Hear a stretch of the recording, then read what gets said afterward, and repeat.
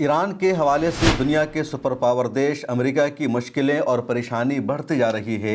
अब ताज़ा तरीन रिपोर्ट ये आई है कि ईरान अपना जौहरी प्रोग्राम और अपना मिसाइल प्रोग्राम दोबारा शुरू कर चुका है और ये रिपोर्ट अमेरिका के बड़े अखबारों ने शाये की है। ख़ुद अमेरिकी ज़िम्मेदारों ने भी इस बात का इंकशाफ कर दिया है कि ईरान अपना मिसाइल प्रोग्राम दोबारा शुरू कर चुका है। उसके अलावा ईरान का जो न्यूक्लियर प्रोग्राम था, ईरान जो न्यूक्लियर बम बना रहा था, वो भी दोबारा ईरान शुरू कर चुका है। और जैसे रिपोर्ट सामने आई है, अमेरिका की परेशानी बढ़ गई है। अमेरिकी सदर डोनाल्ड ट्रंप को भी शदीद मुश्किलात का सामना है।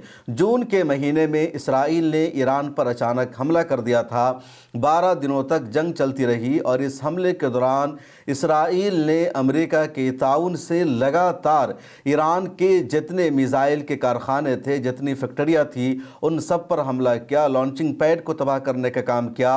उसके अलावा ईरान का जो न्यूक्लियर प्रोग्राम था, जहां ईरान जौहरी बम बना रहा था, उसको भी इसराइल ने निशाना बनाया। फिर अमेरिका ने आकर इसराइल का साथ दिया और अमेरिका ने B-2 बमबार से ईरान के अस्फहान, फरोदो और जितने न्यूक्लियर बम के ठिकाने थे, जितनी साइट्स थी, उन सब को अमेरिका ने ज़बरदस्त निशाना बनाया। अमेरिका ने दावा किया कि हमने ईरान के न्यूक्लियर प्रोग्राम को तबाह व बर्बाद कर दिया है और दोबारा ईरान न्यूक्लियर ताकत नहीं बन सकता है, न ही ईरान दोबारा मिसाइल बना सकता है। ईरान और इजराइल के बीच में जो जंग हुई थी, और उस जंग में आपने देखा, मिरर टाइम्स कंटिन्यू रिपोर्ट कर रहा था, ईरान के आसमानों पर इसराइल का कंट्रोल था। लगातार इसराइल F-35 से F-16 से और इस तरह के तमाम जंगी तैयारों से ईरान को निशाना बना रहा था। ईरान दावा कर रहा था कि उसने तमाम मिसाइल के कारखानों को तबाह व बर्बाद कर दिया है और ईरान सिर्फ अपने मिसाइलों के ज़रिए इसराइल को जवाब दे रहा था। और पूरी दुनिया ने देखा कि ईरान के मिसाइलों ने किस तरह इसराइल में तबाही मचाई थी। इसराइल का 10 शहर ऐसा था जहां ज़बरदस्त तबाही हुई थी। पूरा का पूरा मोहल्ला साफ़ हो गया था, बिल्डिंगें ज़मी बोस हो गई थी। जो मोसाद का हेडक्वार्टर है वो तबाह व बर्बाद हो गया था। माइक्रोसॉफ्ट की बिल्डिंग को ज़बरदस्त नुकसान पहुंचा था।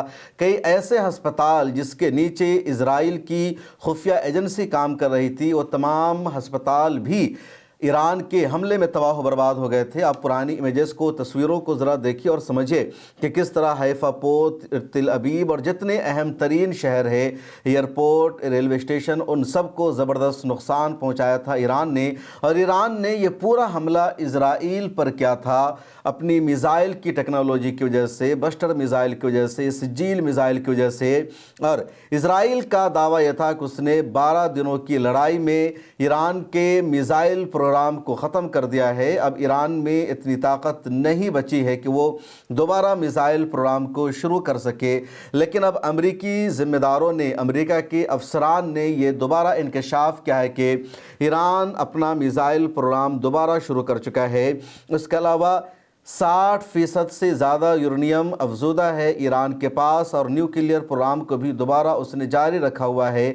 अमेरिका के हमले में, B-2 बमबार के हमले से भी जो न्यूक्लियर साइट से उसको ज़्यादा नुकसान नहीं पहुंचा और ईरान दोबारा शुरू कर चुका है। और ईरान के दोबारा इस मकाम तक पहुंचने का मतलब यह है कि अब इसराइल और अमेरिका की मुश्किलें और ज़्यादा बढ़ जाएगी। इसराइल ने ईरान पर हमला कर दिया, आलमी क़वानीन की ख़िलाफ़ वर्जी की। अमेरिका ने भी ईरान पर हमला कर दिया, जिसकी वजह से ख़ुद अमेरिकी सदर ट्रंप को तनकीद का सामना करना पड़ा अमेरिका में कि उसने इसराइल की लड़ाई में क्यों इसराइल को सपोर्ट किया, इस जंग में अमेरिका क्यों कूद गया। और जंग में कूदने के बावजूद अमेरिका अपने मिशन में, एजेंडा में कामयाब नहीं हो सका। जवाबी कार्रवाई करते हुए ईरान ने भी कतर में मौजूद अल उदैद एयरबेस पर हमला किया था और ईरान ने बताया था कि ईरान अमेरिका के सामने झुकने वाला नहीं है, ईरान भी अमेरिका को जवाब देगा। और अब जब दोबारा ईरान उसी पोजीशन में है, उसी सिचुएशन में है, तो इसका मतलब है कि अमेरिका और इजराइल कुछ भी हासिल नहीं कर सका। अब जो एक और बड़ी खबर है वो ये है कि ईरान को मिसाइल बनाने से रोकने की कोशिश की फ्रांस ने, इंग्लैंड ने, जर्मनी ने और इन तीनों मुल्कों ने ईरान पर पाबंदियां लगा दी। उसके बाद अमेरिका ने मज़ीद पाबंदियां लगा दी। यूनाइटेड नेशन की तरफ से ईरान पर पाबंदियां लगा दी गई कि ईरान میزائل نہیں بنا سکتا، نیوکلیئر پروگرام کی تیاری نہیں کر سکتا، بہت سارے ممالک ایران کے ساتھ تجارت نہیں کر سکتے، وہ ممالک ایران سے آئل نہیں خرید سکتے، بہت سارے ملکوں کو یونائٹڈ نیشن نے اور امریکہ نے دھمکایا کہ وہ اپنی ایئر لائن سروسز کو ایران کے لیے بند کر دے۔ ان سب کے باوجود ایران نے لگاتار کوششیں جاری رکھی، ایران پیچھے نہیں ہٹا، ایران دباؤ میں نہیں آیا، اور اب امریکہ میں اس بات پر کافی ہنگامہ برپا ہے کہ دوبارہ ایران اتنا پاورفل کیسے ہو گیا۔ العربیہ نے رپورٹ شائع کی اور العربیہ کا کہنا ہے کہ امریکہ کو ایران کے حوالے سے نازک اور مشکل صورتحال کا سامنا ہے۔ امریکی صدر ڈونلڈ ٹرمپ کو ایرانی واپسی کا مقابلہ کرنے کے لیے ایک پالیسی کا فیصلہ کرنا ہے۔ اسی سال جون میں ایرانی فوجی ایران کی جوہری اور جنگی تیاری کے مراکز پر امریکہ اسرائیل کے فضائی مہم نے جوہری اور میزائل دونوں پروگرام کو سخت نقصان پہنچایا، لیکن انہیں مکمل طور پر ختم نہیں کیا جا سکا۔ یہ عام اندازہ ہے کہ اب بھی ایران کے پاس 60% سے زیادہ افزودہ یورینیم کی بڑی مقدار موجود ہے، اور اس کی وجہ سے اپنے لانچنگ پیڈ کو دوبارہ اس نے تیار کر لیا ہے، نیوکلیئر سائٹس دوبارہ اس کا ایکٹیو ہو گیا ہے۔ ایک اور خبر یہ ہے کہ امریکہ اور اسرائیل کو اب یہ لگ رہا تھا کہ ایران دوبارہ جنگ میں واپسی نہیں کر سکتا ہے، لیکن ایران اب پوری شدت کے ساتھ جنگ میں واپسی کر چکا ہے۔ اسرائیل اور امریکہ نے ایران کے ٹاپ کمانڈرز یعنی جن کی تعداد 20 ہے ان کو شہید کر دیا تھا، نیوکلیئر سائنٹسٹ کو اس نے شہید کر دیا، بڑے بڑے سائنسدانوں کو اور میزائل کے ایکسپرٹ کو اس نے شہید کر دیا، لیکن ایران نے اگلے 24 گھنٹے میں اس کا متبادل تیار کر لیا اور اسرائیل کو خطرناک جواب دیا تھا۔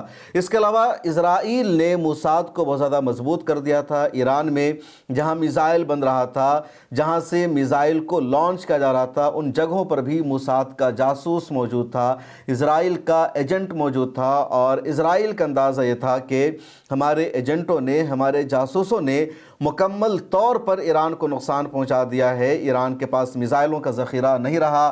لیکن اسرائیل کا یہ دعویٰ اور مفروضہ یا یہ منصوبہ بھی غلط ثابت ہوا، اور اب ایران اس پوزیشن میں ہے کہ دوبارہ اسرائیل نے اگر جنگ مسلط کی تو پہلے کی طرح اس مرتبہ بھی اسرائیل کا ہی زیادہ نقصان ہوگا، کیونکہ اسرائیل ایک چھوٹا سا علاقہ ہے، اور ایران کے میزائلوں نے جو قیامت برسائی تھی، پورے اسرائیل میں 12 دنوں تک کوئی سو نہیں سکا، کنٹینیو تمام لوگوں کو سرنگوں میں جانا پڑتا تھا، چھپنا پڑتا تھا، ان کو پناہ لینے کی کوئی جگہ نہیں مل رہی تھی، اسرائیل کی ہی عوام بغاوت پر آمادہ ہو گئی تھی۔